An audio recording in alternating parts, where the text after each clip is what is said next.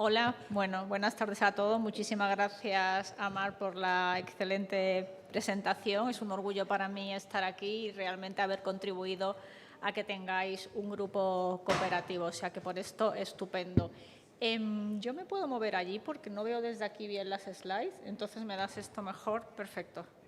Gracias. Vale, yo voy a hablar… ¿Se oye? No, no se oye, ahora sí. Vale, digamos, este simposio está un poco focalizado o mucho focalizado en lo que son los ADC y fundamentalmente en el nuevo ADC que tenemos aprobado tanto en Europa como en Estados Unidos, que es el mirvetuximab en cáncer de ovario platino resistente. Pero bueno, vamos a intentar de ponerlo todo un poquito en contexto. Si tenéis cualquier pregunta, a mí no me molesta en absoluto que me paréis cuando estoy dando la charla, porque luego al final termino y se olvidan las preguntas. O sea, que levantáis la mano si ahí Mar me avisa y os contesto. ¿De acuerdo? Pues nada, con todo esto empezamos. Voy a dejar aquí las gafas porque de lejos no las necesito. Vale, estos son mis disclosures que no han salido. A ver, el cáncer de ovario, como sabéis, es el tumor ginecológico que podríamos decir no más frecuente, pero sí más letal. Y lo que hemos ido observando a lo largo de estos años, desde el año 2022, es que tanto la incidencia y la mortalidad, lamentablemente, siguen aumentando. La historia natural del cáncer de ovario la sabéis todos muy bien. Nosotros empezamos con un tratamiento primario basado en la cirugía de debulking, bien primary debulking o interval debulking surgery, seguido de quimioterapia basado en platino y taxano, más menos beva, más menos inhibidores del PAR. El caso es que a pesar de las muy buenas respuestas que tenemos al principio, nuestras pacientes lamentablemente van a entrar en un proceso de recaídas y remisión. En principio estas recaídas serán platinosensibles, pero finalmente llegaremos a lo que llamamos platinos resistentes y en la gran mayoría de ellas sabemos cuál es lamentablemente el final de nuestras pacientes. ¿Qué conocemos hoy en día por platino resistente? Durante muchísimos años la definición de platino resistente y platino sensible era una cosa muy dicotómica. Utilizábamos los dedos, poníamos 6 meses, menos de 6 meses platino resistente, más de 6 meses platino sensible.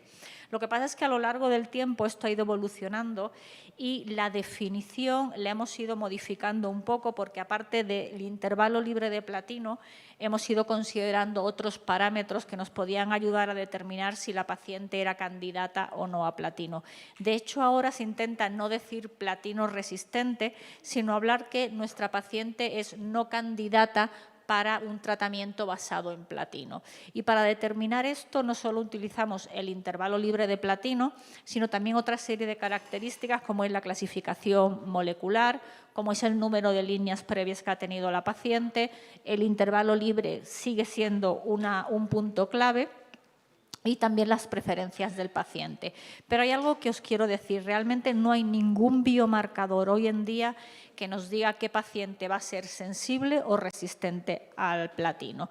Pero cuando llegamos a la determinación que nuestra paciente no es candidata a más platino, es decir, la paciente tiene que buscar una alternativa, generalmente hay 3 puntos básicos que nos hacen encajar a las pacientes en este grupo.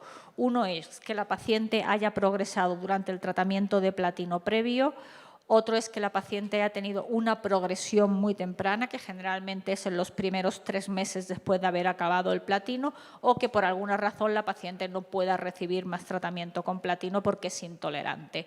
Entonces, en este contexto, hasta el día de hoy, los tratamientos de elección eran o bien Best Supportive Care si la paciente tenía muy mal estado general, un agente único, bien taxol semanal, gencitabina o doxorubicina liposomal, o la combinación de estos agentes con bevacizumab, basado en el estudio Aurelia. El estudio Aurelia lo conocéis todos muy bien, combinaba bevacizumab con single agent chemotherapy y lo comparaba, siendo el primary endpoint la progression free survival y la supervivencia global, el estudio no tenía poder para demostrarla. Muchas veces se dicen en los simposios, es que en el estudio Aurelia no hubo beneficio en supervivencia. Hay que aclarar que el estudio no estaba diseñado para demostrar un beneficio en supervivencia global. Lo fue que claro es que tuvo una supervivencia libre de progresión, la combinación con bevacizumab, clínicamente significativa, además de estadísticamente significativa. ¿Y qué es lo que vimos además y aprendimos del estudio Aurelia? Cuando veíamos los resultados acorde al tipo de quimioterapia que usábamos, bien si usábamos Taxol semanal, doxorubicina o topotecan, el Taxol semanal era el que daba mejores resultados. De hecho, cuando lo combinábamos con el bevacizumab teníamos una supervivencia libre de progresión de 10 meses y las respuestas eran de 52%. Una muy alta respuesta cuando vemos lo que nos ofrecía la doxorubicina liposomal, menos de un 20%, así como el topotecan. Entonces, con estos resultados, lo que llegamos a la conclusión es que el Taxol semanal se puede considerar o emerge como una quimioterapia diferente, que casi podíamos considerar la quimioterapia más efectiva que teníamos en el setting de platino resistente.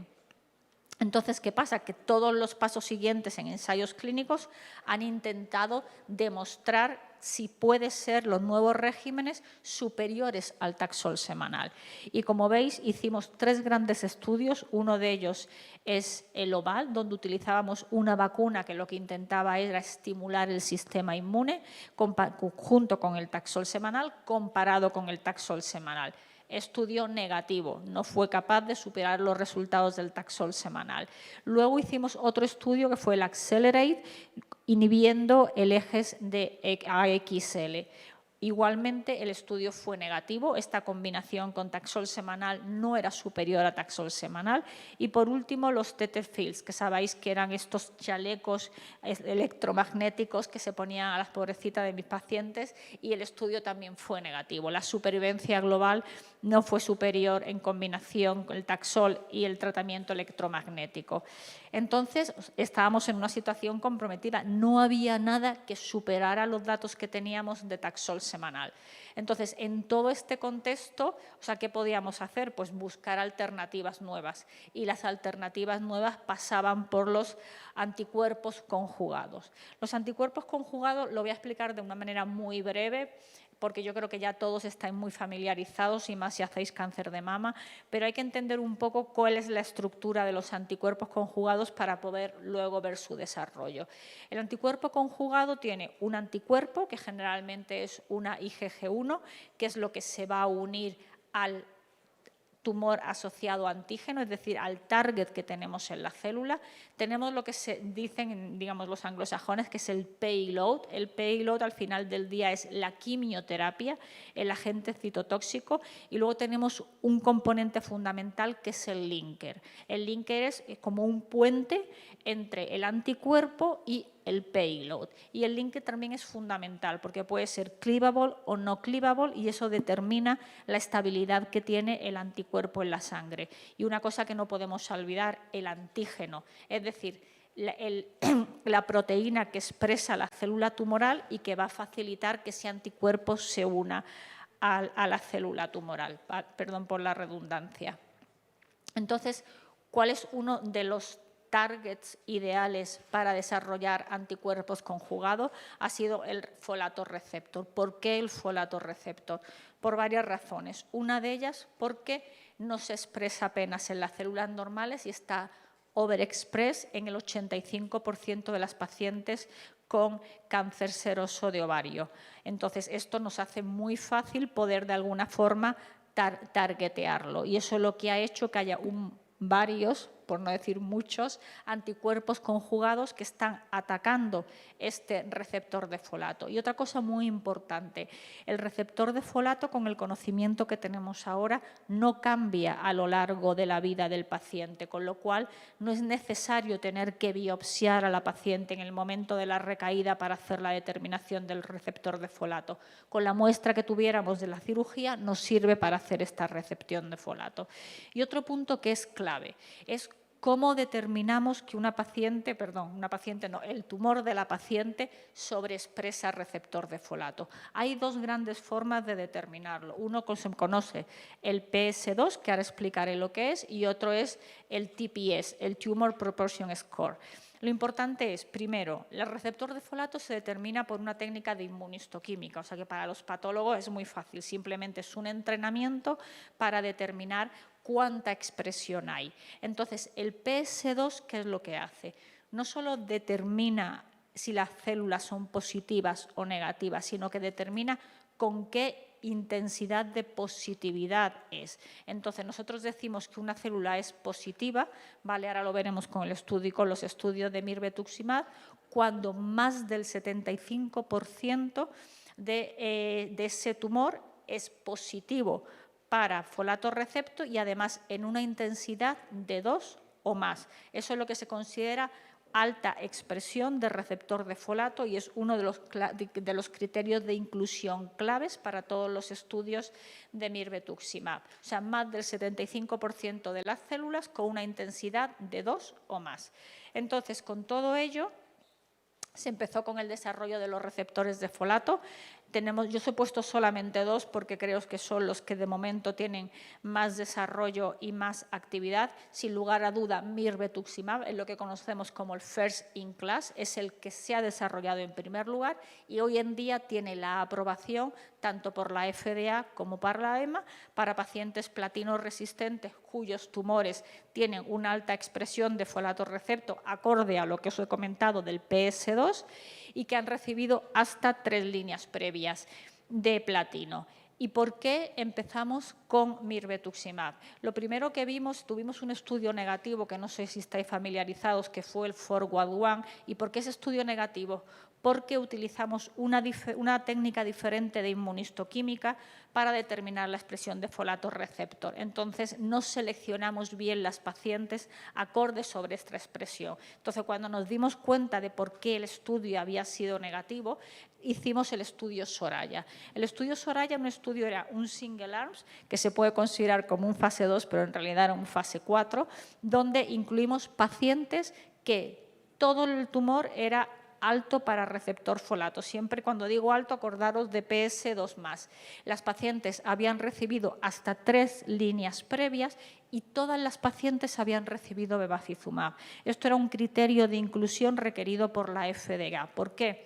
Porque se considera que el bevacizumab es parte del tratamiento estándar que todas las pacientes con cáncer de ovario tienen que recibir, con lo cual se posicionaba en la paciente típica con cáncer de ovario platino resistente. Y como veis, lo que vimos es que el porcentaje de respuesta era de un 32,4%, la mediana de duración de respuesta de 6,9 meses. Con estos resultados, en el año 2022, la FDA aprobó el uso de mirvetuximab, el nombre comercial es Elahere, para pacientes con receptor folato positivo platino resistente. Pero claro, esto era un single arm, esto siempre se tiene que confirmar en un estudio randomizado, sobre todo a nivel de Europa. Si no tienes el estudio randomizado es muy complicado que tengas la aprobación. Con todo ello, nace el estudio Mirasol, es el estudio confirmatorio fase 3. Entonces vamos a ir paso a paso por todo el estudio para que entendáis bien la población que se incluyó. Aquí lo que incluimos en el estudio Mirasol, más de 400 pacientes, eran todas pacientes platino resistente. Aquí se utilizó el criterio clásico, platino free interval menor de 6 meses. Pero una cosa muy importante, se excluían las pacientes que tuvieran una resistencia primaria, que en este caso se consideraban refractarias, y eran las pacientes que después de la primera línea, y esto es muy importante porque luego se hace mucho lío la gente, después de la primera línea la recaída hubiera sido dentro de los 3 meses de haber finalizado el tratamiento con platino. No aplicaba si la paciente había recibido una segunda o una tercera línea de platino, solo para la primera línea. La paciente podía haber recibido bevacizumab, pero no era mandatorio que lo hubiera recibido y las pacientes, lógicamente, podían haber recibido tratamiento con inhibidores del PAR. Se testaban los tumores de las pacientes y solo se incluían aquellas que fueran high PS2, más de un 75% de las células positivas con una intensidad de 2 o más. Las pacientes se randomizaban 1 a 1 a recibir tratamiento con mirvetuximab o lo que es Investigator Choice Chemotherapy, que podía ser o bien paclitaxel o bien doxorubicina liposomal o topotecan, exactamente la misma quimioterapia que teníamos en el estudio Aurelia. Una cosa importante, y ya lo iréis aprendiendo cuando tengáis el mirvetuximab en la práctica, el mirvetuximab es 6 miligramos kilo pero se hace la dosis ajustada al peso ideal. Esto es una cosa súper importante y hay que tenerlo muy en cuenta cuando se vaya a prescribir. No es el peso que tiene la paciente, sino peso ideal. Luego, ¿cuál era el primary endpoint del estudio? Era supervivencia libre de progresión determinado por el investigador. Y como key secondary endpoint era la supervivencia global, el número de respuestas y la calidad de vida determinadas por los PIRRO. ¿Qué población se incluyó en el estudio? Lo veis aquí. Yo voy a señalar lo que considero más importante.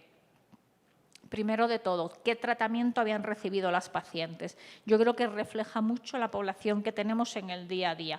Todas las pacientes habían recibido Taxol, porque todas reciben Taxol en primera línea. Más del 50% de las pacientes habían recibido un inhibidor del PAR y aproximadamente un 60% de las pacientes habían recibido bevacizumab. Otra cosa muy importante era el número de líneas previas que habían recibido las pacientes. Como veis, el 46% era una paciente politratada porque habían recibido 3 líneas previas de tratamiento. Y otra cosa importante, el brazo que se considera más potente, que sería el Taxol semanal, un 41% de las pacientes habían recibido Taxol semanal. Pues con todo esto, muy contentos porque el estudio fue positivo, o sea, el estudio alcanza su primary endpoint, que era la supervivencia libre de progresión. El mirvetuximab extiende la mediana de supervivencia libre de progresión, 5.62 para mirvetuximab, comparado con 3.96 para la quimioterapia. Pero la mejor forma de leerlo no es con las medianas, sino con el hazard ratio. El hazard ratio fue de 0.65, lo que significa que el mirvetuximab disminuye en un 35% la probabilidad de recaída o de fallecimiento. Pero que es quizás incluso lo más importante del estudio, la supervivencia global. Como veis, aquí la supervivencia global, esta es una supervivencia global interina, o sea, teníamos una mediana de seguimiento de aproximadamente 13 meses, fue positivo, el mirvetuximab disminuye el riesgo de recurrencia en un 33% comparado con la quimioterapia y estos datos se confirman en la supervivencia final, que fue con una mediana de seguimiento de 30 meses. Mirvetuximab disminuye el riesgo de recurrencia en un 32% comparado con la quimioterapia y la mediana de supervivencia global es de 16.8 para el mirve comparado con 13.3. Pero además de las medianas siempre es muy importante que miréis los intervalos de confianza. Si veréis que el intervalo de confianza del mirve, el valor inferior es superior a la mediana de supervivencia global de las pacientes que reciben quimioterapia. Otra cosa importante es ver si el análisis por subgrupos, si todos los subgrupos se benefician en términos de supervivencia global. Como veis en el forest plot, todo está movido hacia el lado del mirvetuximab, incluido una cosa muy importante, y eso es para los más críticos, cuando lo comparas con el Taxol semanal, también el mirvetuximab es superior al Taxol semanal. Otra cosa muy importante es el porcentaje de respuestas. Es un key secondary endpoint, pero nosotros sabemos que en pacientes platino resistente la respuesta es muy importante porque son pacientes muy sintomáticas y entonces lo que vimos es que el mirvetuximab produce una respuesta del 42% comparado con el 16% solo del tratamiento de quimioterapia. Muy bien, os estaréis preguntando, vale, ahora tenemos un mundo que es que las pacientes reciben inhibidores del PAR, ¿cómo puede influir el inhibidor del PAR en la respuesta que tengan las pacientes al mirvetuximab? Como veis, este es el grupo de pacientes que no han recibido inhibidores del PAR, pero lo más interesante es el beneficio que da Mirasol en el grupo de pacientes tratadas previamente con inhibidores del PAR. ¿Cuál es la razón que puede haber de esto? Esto es una hipótesis generating, pero el mayor uso de inhibidores del PAR se hace en las pacientes que son HRD positivas. Y lo que se ha visto es que parece que la expresión de inhibidores de folato receptor pudiera ser mayor en el grupo de pacientes que expresan que son HRD positivas. O sea, HRD positiva parece estar asociada a una mayor expresión de receptor de folato. Muy bien, entonces, la seguridad. Imagino que todavía no habéis tenido la oportunidad de empezar a tratar con mirvetuximab, entonces yo de alguna forma os voy a ir llevando un poco lo que es los efectos secundarios y cómo lo podríamos paliar. Realmente, cuando miramos el número de efectos adversos de grado 3, no es un número ni mucho menos alto comparado con lo que hemos visto con otros fármacos, ronda aproximadamente el 44%. Entonces, lo importante es que veis que hay un 35% de pacientes que necesita una reducción de dosis del mirvetuximab. No he puesto las slides por no daros muchísima información, pero el año pasado presentamos en ESMO-GYNE cómo influía esta reducción de respuesta en la eficacia y lo que vimos es que no había ninguna disminución de eficacia aunque la paciente necesitara una reducción de dosis. Pero lo más importante para entender bien cuál es el impacto de estos efectos secundarios es las pacientes que necesitan discontinuar el fármaco por estos efectos secundarios. Como veis, fue solo de un 6%, es decir, que la toxicidad es fácilmente manejable con las reducciones de dosis o con los retrasos del tratamiento. Cuando profundizamos un poquito más en lo que es el safety profile, lo podéis ver tenemos efectos secundarios hematológicos, generales, gastrointestinales y los efectos secundarios oculares. Si miramos los hematológicos, en términos de neutropenia, anemia y trombocitopenia, la quimioterapia es más tóxica que el mirvetuximab. Si miramos la neuropatía periférica, que es uno de los efectos secundarios típicos del mirvetuximab, ¿por qué? Porque lo que os he dicho antes, que es el payload, la quimioterapia, es un inhibidor de microtúbulos, es el de DM4, que lo que causa es neuropatía periférica como causa el Taxol. Pero, sin embargo, si veis, la incidencia de neuropatía periférica es mayor con el Taxol semanal que con el mirvetuximab. Y luego cuando llegamos a los efectos secundarios oculares, que probablemente es lo que más habéis oído que está asociado con el mirvetuximab. El racional para explicar estos efectos secundarios es que, como sabéis, la absorción de los ADCs normal es por un proceso de endocitosis, se une al target que expresa la célula, el folato receptor en este caso, y entonces se introduce el anticuerpo y ahí se libera el citotóxico. ¿Qué pasa con la toxicidad ocular? Es un proceso que se llama de pinocitosis, es decir, es un off-target y es lo que hace en la córnea que se introduzca el fármaco y por eso produce estos efectos oculares. Esto un oftalmólogo lo explicará mejor ya cuando tengáis otras reuniones, pero bueno, de forma muy breve es de esta manera. Entonces, ¿cuáles son los efectos secundarios más frecuentes? Visión borrosa, queratopatía y ojo seco, ¿vale? Entonces, lo importante es que la mayoría de los casos en el estudio Mirasol fueron grado 1 y 2, pero para revisarlo mejor hicimos esta publicación de lo que era el safety analysis de los 4 estudios más importantes con mirvetuximab. El estudio fase 1, el estudio Soraya, que os lo he presentado, el estudio Forward One, que os he contado que fue un estudio negativo, y finalmente el estudio Mirasol. Esto incluyó 682 pacientes. Una cosa muy importante, si veis en la tabla, el 45% de las pacientes cuando recibieron el mirvetuximab ya tenían alguna alteración ocular. Por eso veréis ahora que es fundamental que todas las pacientes tengan un análisis oftalmológico antes de empezar el tratamiento. Entonces, ¿qué nos enseñó este análisis conjunto? Lo que nos enseñó es que los efectos oculares aparecen en el 59% de las pacientes. Es decir, hay que estar alerta de ello porque más de la mitad de las pacientes lo van a desarrollar. Pero en la gran mayoría de los casos son leves, grado 1 o grado 2. Importantes, ¿cuándo aparecen estos efectos secundarios? En la gran mayoría de los casos, los ciclos son cada 3 semanas, son a las 5.9 semanas. Estos son 2 ciclos. O sea, la paciente cuando viene para el ciclo 3 es cuando más atención hay que prestar porque es probablemente cuando ya haya desarrollado durante el ciclo 2 algún efecto secundario. Pero lo más importante, solamente un 1% de las pacientes tuvieron que discontinuar el mirvetuximab por efectos oculares.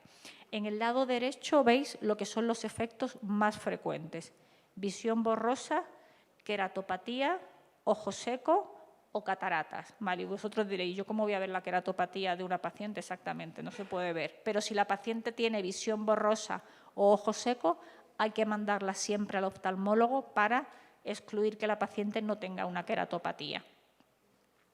Entonces, lo que he dicho antes, la gran mayoría de pacientes podían continuar porque solamente había un 1% de discontinuación y aquí veis en la tabla cómo todos los efectos oculares más frecuentes en el 90% de los casos se recuperan con un buen seguimiento y un buen tratamiento. Y preguntaréis, ¿qué seguimiento y qué tratamiento? Vale. Entonces, os voy a presentar lo que hacíamos en el estudio Mirasol y luego vamos a ver lo que ha indicado la EMA en la hoja de prescripción. Entonces, en el estudio Mirasol era fundamental, todas las pacientes tenían que tener un examen ocular antes de empezar el tratamiento. Había que excluir que tuviera alguna patología que fuera un criterio de exclusión para poder recibir el mirvetuximab. Lo importante, las medidas de profilaxis para disminuir los efectos oculares. Una de ellas es que las pacientes tenían que utilizar durante todo el tiempo lo que son las lágrimas artificiales. Tenían que estar continuamente echándose las lágrimas 4 veces al día. ¿Vale? 4 veces al día, idealmente durante todo el proceso. No podían usar lentes de contacto. Esto está completamente prohibido durante el uso de mirvetuximab.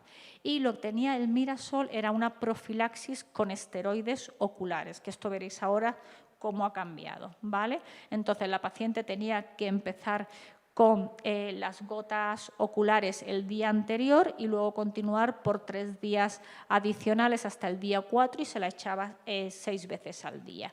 ¿Por qué esto ha cambiado? Porque cuando la EMA revisa todo el safety profile del mirvetuximab, considera que no es necesario la profilaxis con esteroides. Entonces, ¿qué dice la EMA para poder utilizar el mirvetuximab? Que es distinto a la FDA. No sé lo que dirá vuestras agencias regulatorias, pero tener en cuenta que la profilaxis de mitigación es diferente para la FDA y para la EMA. La EMA lo que dice, un examen oftalmológico mandatorio antes de empezar el tratamiento, sin ninguna duda. Si la paciente durante el tratamiento desarrolla una toxicidad ocular de grado 2 o mayor, tiene que volver al oftalmólogo y lo que se considera ya es que un ciclo sí y un ciclo no, debería ir a que el oftalmólogo la revise.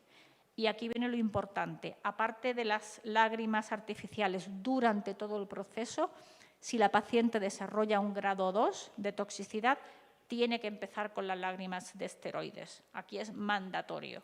¿Vale? Y a partir de ahí se aconseja que la paciente continúe haciendo tratamiento con lágrimas artificiales. Entonces, yo no os voy a ir punto por punto cuál es el manejo de la toxicidad y cómo se debe hacer, pero hay una cosa muy importante que hay que hablar siempre con los oftalmólogos. Hay 2 tipos de queratopatía, una que es la queratopatía simple o no confluyente y la queratopatía confluyente. Si vuestra paciente desarrolla una queratopatía confluyente, esto ya es un grado 2. Hay que parar el tratamiento sí o sí, hay que empezar con las lágrimas artificiales y no se puede reiniciar el tratamiento hasta que la paciente no haya recuperado completamente esta queratopatía.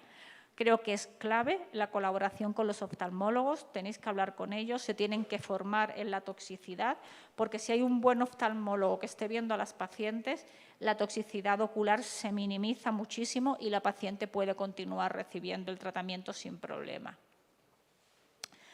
Para terminar, entonces, todavía seguimos buscando cuál es el tratamiento óptimo para la enfermedad platino-resistente. Hasta hace nada solo teníamos la quimioterapia más menos bevacizumab.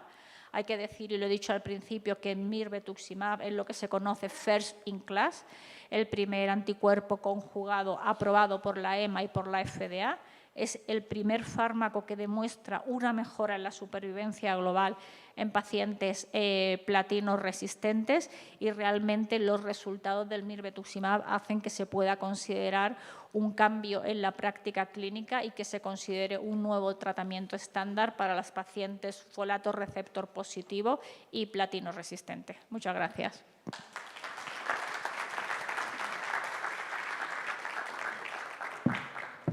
¿Aló? Muchas gracias, Ana. ¿Alguien tiene alguna pregunta? Abraham.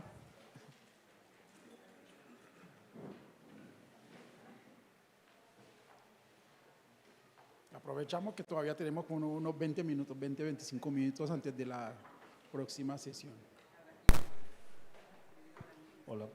¿Se oye? Sí. Bueno, Ana, muchas gracias por la presentación. Bienvenida a Colombia y si ya no te han mirado lo suficiente, ahora que sé que eres oftalmóloga también, pues, He hecho la doble especialidad. ahora sí, fuera de serie. Ana, en el estudio, en el grupo control, los investigadores no hicieron rechallenge con bevacizumab y era a elección del investigador. ¿Eso es un asunto regulatorio o ustedes no hacen el rechallenge? Es que aquí sí hacemos solemos hacer. Mira, esta es una pregunta súper buena y gracias por traerla. Ha habido mucha crítica, no solo con este estudio, sino con todos los estudios que estamos haciendo ahora en platino resistente, que por qué no ponemos el bevacizumab en el brazo control, considerando que el tratamiento que mayores o mejores resultados ha dado hasta ahora es la combinación por el estudio Aurelia. Para evitar esto, lo que se hace es que se exige que la paciente haya recibido previamente bevacizumab. ¿Por qué? Porque aunque nosotros en la práctica clínica hagamos un rechallenge en el setting de platino resistente, no hay ningún estudio que nos demuestre la eficacia de bevacizumab after bevacizumab. Con lo cual, si tú lo has usado en primera línea, ya no es mandatorio que lo uses en la línea subsecuente. Y esa es, digamos, de alguna forma lo que exige la FDA para no tener bevacizumab en el brazo control. La pregunta es, si yo hubiera comparado MIRV con paclitaxel más bevacizumab, ¿hubiera sido superior? Esta pregunta no tiene respuesta, pero también es cierto que ya en la gran mayoría nosotros usamos bevacizumab en la primera línea en combinación con olaparib o solo sin nada en las pacientes HRD negative, y si no lo has usado ahí, lo usas en platino sensible, es decir, que cuando la paciente ya llega a una recaída platino resistente, la gran mayoría de pacientes han recibido beva. ¿Alguien más tiene una pregunta? Uy, le van a sacar el jugo. Ana Pierre, muchísimas gracias por la conferencia. Gracias. Son dos preguntas muy prácticas, pero que son de importancia en la cotidianidad. Sobre todo pues, en un escenario que estaba completamente desprolijo y una opción que se convierte en algo muy llamativo, por lo que digo, en ese grupo personal de pacientes. Vamos a tener que cambiar, y es el primer medicamento desde el punto de vista práctico, en el cual ya no lo vamos a hacer ni por kilo de peso, ni por superficie corporal la dosificación. Es un peso ideal, algo que me parece maravilloso. Hay estudios mundiales porque se reduce la toxicidad, etcétera, cuando damos realmente al músculo, a la masa magra metabólicamente activa, y eso tiene beneficios en el paciente. ¿Cómo hacen para calcular la dosis? ¿Calculadoras digitales, manuales? Esa es mi primera pregunta. Y la otra es del ojo, las toxicidades. ¿Por qué ese target tan específico en un número no desestimado sobre el ojo? La retina no tiene factor del receptor alfa. ¿La córnea acaso sí? ¿Qué pasa con esta fisiología? Vale, dos preguntas muy importantes. Para calcular el peso ideal, hay una formulita que está en todos los protocolos de mirvetuximab y está en la hoja de la EMA. Entonces, lo que se aconseja siempre es que haga un double check. El oncólogo lo prescribe y el farmacéutico es mandatorio que lo vuelva a reconfirmar, porque a veces estás en la consulta, es una locura y no hay nada más que, meter los datos en la formulita que tienes y seguir.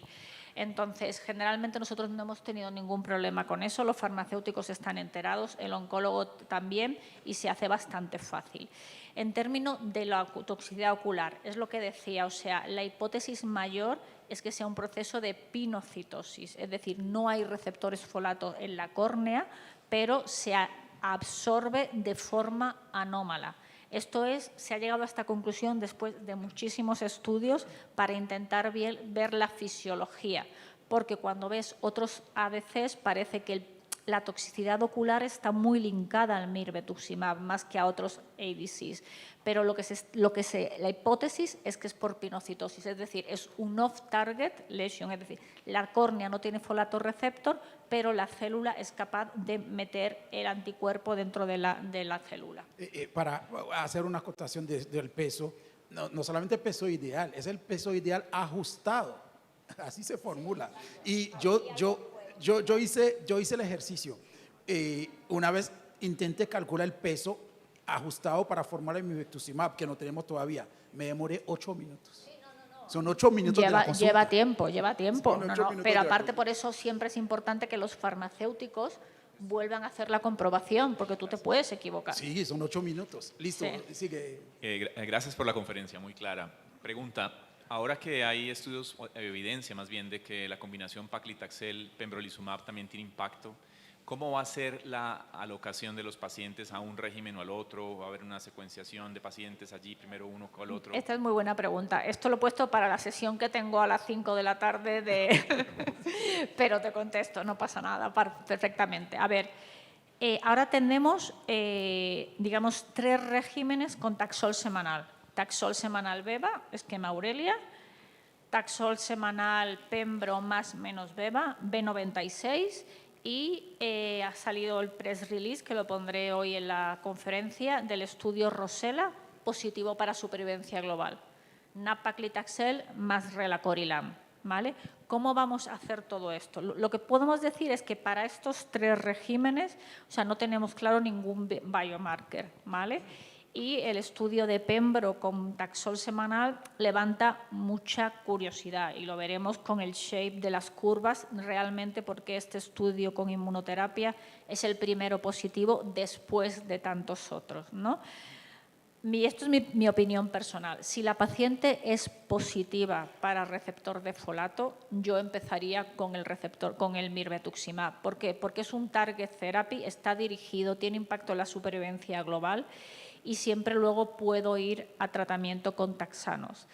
Hay 2 cosas importantes, o sea, por ejemplo, el estudio de nab-paclitaxel y relacorilam, que es positivo, pero el relacorilam es absorción vía oral, ¿vale? Que esto también en las pacientes con ovario platino resistente con mucha enfermedad se puede ver alterado. Pero yo de entrada siempre prefiero darle algo que tenga un target y luego dar el taxano, ¿no? Este sería mi secuencia idónea. Pero es difícil, porque ahora tenemos… Sí. Bueno, lo bueno que tenemos es que hasta que tengamos aprobado el relacorilam y el pembrolizumab con Taxol semanal ya nos hemos acostumbrado a tratar con mirvetuximab muchísimo. Sí, y además algo importante, el horario de tomar relacorilam también tiene que ver con los niveles de esteroide. Bueno, no es un horario estricto, lo que pasa es que tienes que empezar el día antes de la quimioterapia a hacer relacorilam, el día y el día posterior. Oye, o sea, son 3 días de relacorilam, el día antes, el día del taxano y luego al día siguiente. A ver, yo honestamente lo digo aquí, o sea, yo empecé con desarrollo de relacorilam y hubiera puesto mi mano en el fuego que el estudio iba a ser negativo. O sea, fue la mayor sorpresa de mi vida cuando vi que el estudio era positivo, porque, bueno, también es verdad que era mi muestra del hospital, ¿no? No veía nada realmente que me dijera que era mucho mejor que lo que podía ver con el Taxol semanal, pero bueno, esto es lo bueno de los ensayos clínicos, ¿no? Que al final pones todos los datos juntos y es superior. Perfecto. Y se nos olvida otro ADC, ¿no? Deruxtecan trastuzumab. ¿Cuál? Deruxtecan. Ah, bueno, sí, este es el TDXD. Por eso Bueno, se esto nos para la charla de olvida, esta se nos tarde. olvida eso también, porque ¿alguien más tiene alguna pregunta? Yo. Aquí. Doctora Wagner, muchas gracias por la presentación nuevamente. Con respecto al tema de la marcación por inmunistoquímica, entonces sabemos que es el que tiene la presencia del receptor en expresión fuerte, se tiene desde el principio. Da lo mismo tener una biopsia en alguna paciente que haya debutado metastásica de entrada y no tenga una cirugía de entrada o una cirugía de intervalo. ¿Posibilidad de biopsia líquida y de testearlo por ahí o tiene que ser necesariamente tejido? Muy buena pregunta. A día de hoy tiene que ser tejido, ¿vale? Y puede ser cualquier biopsia de la paciente. Nosotros no rebiopsiamos. O sea, todas las pacientes que incluimos en el estudio, los estudios de mirvetuximab, ha sido con tejido de archivo, ¿vale? Porque hemos visto que no hay un cambio a lo largo de la vida del paciente en la expresión de receptor de folato. Se está estudiando la biopsia líquida, pero a día de hoy la aprobación del mirvetuximab es con folato receptor en tejido por inmunistoquímica usando el ACI de ventana del FORI. Hay 2 preguntas. Digamos que el estudio es claro en comparar el MARVE en comparación con la quimioterapia sin beva, porque la realidad de las pacientes que ingresaban en el estudio era que la mayoría se habían expuesto al tratamiento con beva en líneas previas, pero siento, o al menos es una percepción personal, que la realidad en Latinoamérica es que muchas pacientes terminan yendo cuando son o platino resistentes a tratamientos con Aurelia, y ante la ausencia de pronto como de ese tipo de comparación en el contexto de un país de menores recursos y fuera de, pues, del ensayo clínico, una alternativa de tratamiento que no se ha explorado es con respecto al BEVA.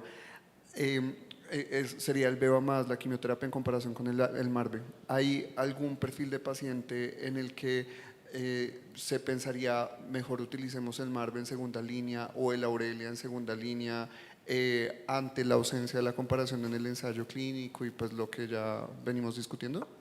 Bueno, es un poco, está unida a la pregunta del compañero, o sea, utilizar previo Taxol, Beva versus Mirvetuximab va a depender mucho de las características de la paciente que tenga. Imagínate que la paciente tiene muchas citis o tiene derrame pleural y necesitas una absorción rápida de esta patología, pues a lo mejor yo empezaría con Taxol, Beva y luego la siguiente recaída le daría Mirvetuximab. Pero si la paciente realmente no está muy sintomática en estos aspectos, siempre que tengas un biomarcador, yo prefiero targetear el biomarcador. Pero al final del día es cierto que no está comparado con Taxol, Beva, pero sí es superior a Taxol cuando lo ves en el forest plot, ¿no? Es una decisión clínica muy, muy particular, pero yo entiendo y creo que cuanto más vamos a la medicina personalizada, muchísimo mejor. Buenas tardes, Mauricio Cuello de Chile. En Brasil, en una conferencia que tuvimos de otras drogas, que estaba también presente el colega acá a la derecha, ya, una de las cosas que se conversó fue la carencia del conocimiento del estatus de HRD, particularmente en LATAM. Y esto es una pregunta muy relevante porque en este estudio en particular, aquí se muestra el beneficio de las que son expuestas versus las PARP naive, pero no necesariamente tienen que ver con el HRD status, sobre todo qué tipo de PAR inhibitor recibieron. Entonces esa es la primera pregunta, ¿cuánto contribuye a ir mejorando los resultados en el grupo que desde el comienzo fueron HRD deficientes y de alguna forma tienen mayor susceptibilidad también por Mirvetuximab? El segundo tema tiene que ver con una parte clínica. ¿Qué porcentaje de las pacientes que pueden ser candidatas a estas quedan excluidas simplemente por el tema de la historia ocular previa anormal? Que eso puede ser la variable más determinante al final del día para poder definir estos 3 tracks que hemos conversado. Y lo último, composición corporal. Porque una cosa es el peso ideal y otra cosa es cuánto es la evolución de las características de la paciente en particular a lo largo del tratamiento. Algunas de ellas tienen más cercanía a la sarcopenia, a la disminución de la masa muscular y por lo tanto la toxicidad asociada a la elección del tratamiento podría ser mayor en ese escenario.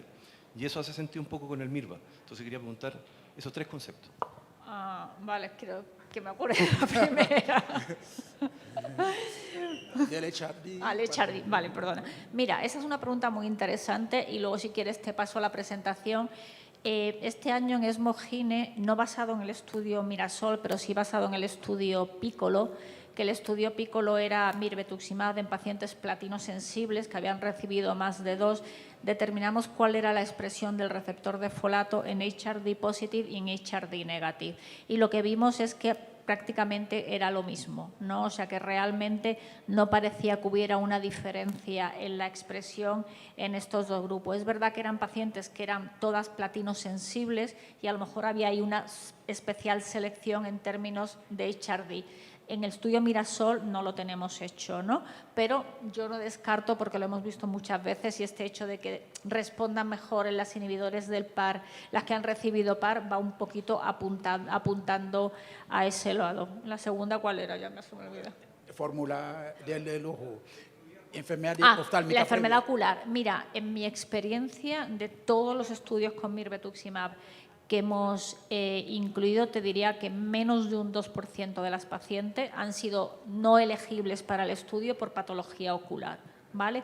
Lo que sí es muy importante es si la paciente tiene cataratas o no tiene cataratas, ¿vale? Porque ahora se ha linkado mucho el uso de los esteroides con el Mirvetuximab a que la paciente tuviera cataratas, desarrollara cataratas, perdón, pero ya lo que se ha visto es que muchas pacientes son mayores, ya entran con la catarata, ¿no? Y el uso de corticoides de alguna forma los acelera. Y en el término de la sarcopenia es un punto importante, por eso es muy yo creo que es muy importante, valga la redundancia, decir cuándo vamos a empezar el tratamiento, porque no todas las pacientes platino resistentes responden. Y a lo mejor si lo que tienes el mejor tratamiento es un ADC y empiezas con quimioterapia, la paciente no te va a llegar a poner la quimioterapia.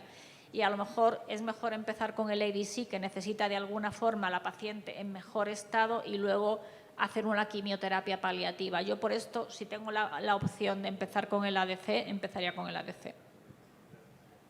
¿Alguien más tiene pregunta? Una pregunta, a pesar de que, Ana, nos dices que no hay que mirar la PFS ni la tasa de respuesta, sino la hazard ratio, ¿no?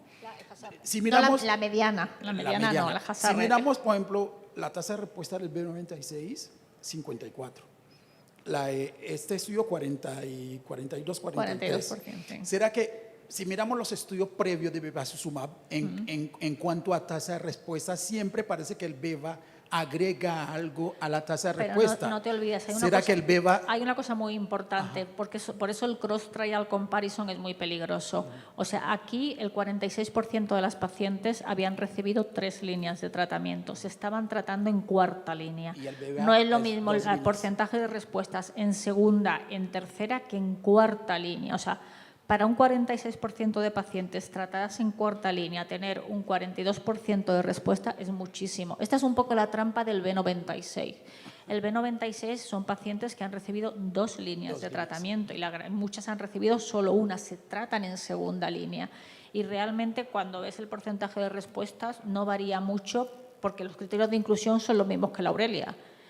Más o menos igual que Taxol semanal, solo con beva, ¿no? Por eso, ¿cuál es el papel del pembro en el B96? Cuando veis el shape de las curvas, son curvas feísimas. O sea, es que el beneficio es mínimo, ¿no? A mí es un estudio que me sigue generando muchísima controversia. Otra pregunta que hacen también, como en endometrio, en ovario, vamos a tener también múltiples clasificadores. Vamos a tenerlo porque estamos haciéndolos. ¿Qué hacemos con los pacientes que tienen múltiples biomarcadores? Por ejemplo, que es PDL1 positivo, ER2 positivo, además factor folato positivo. ¿Qué hacemos? Mira, hay una cosa que es muy importante. No solo hay que mirar el antígeno, que es importante, sino la secuenciación de los ADC. El mirvetuximab lo que tiene como payload es un DM4, que es un inhibidor de microtúbulos. Lo que tiene el TDXD es un topo 1 inhibitor. Es decir, tú puedes tratar de forma secuencial con MIRVE y con TDXD, ¿vale? Porque tienen diferente payload y diferente antígeno. No te excluye uno del otro.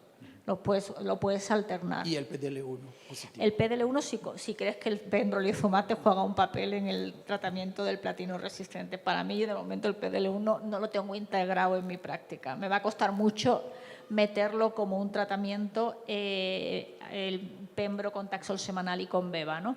Pero en el resto parece que los únicos realmente ADCs que van a ser marcados por el antígeno es el TDXD y el MIRVE, y uno no excluye el uso de otro. Sí, porque a veces uno pregunta, ¿cuál es el driver más importante? ¿El factor de folato o el ER2? Porque Claro. el ER2 sabemos que el ER2 es un Claro, driver muy claro. importante Lo que pasa en es que oncología. realmente el TDXD, que es un fármaco maravilloso, tiene solamente la aprobación en tumor agnostic 3+. O sea, ¿qué porcentaje de pacientes con cáncer de ovario son 3+? Un 15%.